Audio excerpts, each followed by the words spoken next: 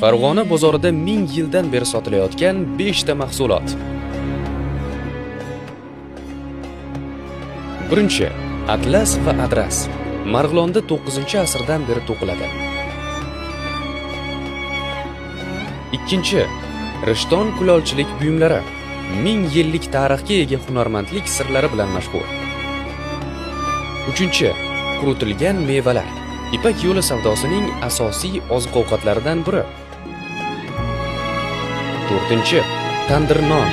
1000 yillardan beri o'zgarmagan an'ana. Beshinchi, ziravorlar.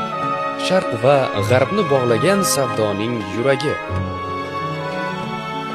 Bu mahsulotlar oddiy mahsulot emas.